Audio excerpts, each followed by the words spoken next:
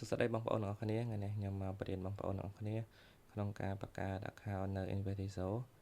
ដោយឆាប់រហ័សដោយនឹងសុវត្ថិភាព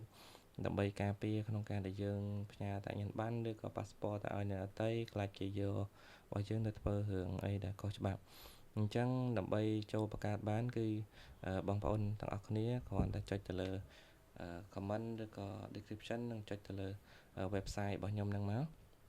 khfx.org ឬក៏ចូល Safari ឬក៏ Chrome យើងចុចមកលើ khfx.org តោះមកយើងចុចទៅមុខមកនឹងចូលមកដល់ website ខ្ញុំចុះមកក្រោមយកពាក្យ Invertizo ហើយចុចទៅលើពាក្យ sign up បន្ទាប់ពីចុច sign up ហើយគឺអ្នកទាំងអស់គ្នាយកពាក្យថាបង្កើត account នៅពេលដែលចូលមកដល់បង្កើត account នេះគឺយើងគ្រាន់តែចុចពាក្យ sign up វានឹង load មកផ្ទាំង register ហើយខាងលើគេនេះគឺប្រទេសបើសិនជាបងប្អូននៅប្រទេសណារើប្រទេសហ្នឹងមកហើយខ្ញុំនៅ Cambodia ខ្ញុំយក Cambodia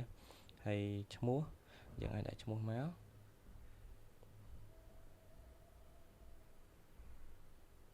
ហើយឈ្មោះនេះដែរក៏សូមឲ្យអ្នកទាំងអស់គ្នាដាក់ឲ្យដូចទៅក្នុងហើយតាក់ញ៉ាំប័ណ្ណឬក៏នៅក្នុង passport អ្នកទាំងអស់គ្នាឬក៏កុងធនាគារហើយដាក់លេខទូរស័ព្ទ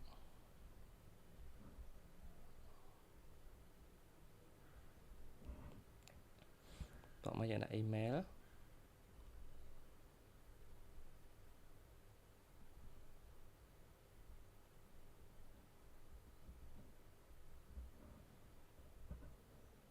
តមកកន្លែងនេះគឺយើងដាក់ password គឺ password នេះគឺតម្រូវឲ្យអ្នកទាំងអស់គ្នាដាក់ password គឺតម្រូវឲ្យអ្នកទាំងអស់គ្នាដាក់លេខទូរស័ព្ទ8ខ្ទង់ណាលេខ8ខ្ទង់មានទាំងអក្សរធំអក្សរតូចជាមួយនឹងសញ្ញាត្រង់ជួរឬក៏ add ចឹងទៅ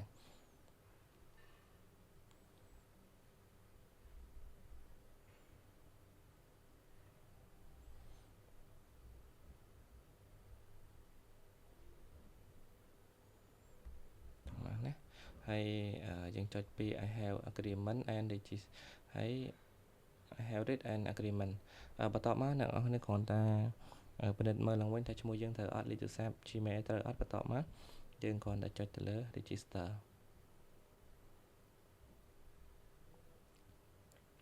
នៅពេលដែលមកដល់ផ្ទាំងនេះវានឹងសួរអ្នកនរគ្នាថាយើងចង់បង្កើត account ឲ្យហើយដែរទេណាហើយខ្ញុំចូលយកបង្កើតឲ្យហើយបើសិនជាអ្នកនរគ្នាត្រូវនៅក្នុង MT4 យក MT4 បើសិនជាត្រូវនៅ MT5 យក MT5 មកយើងមាន2គឺ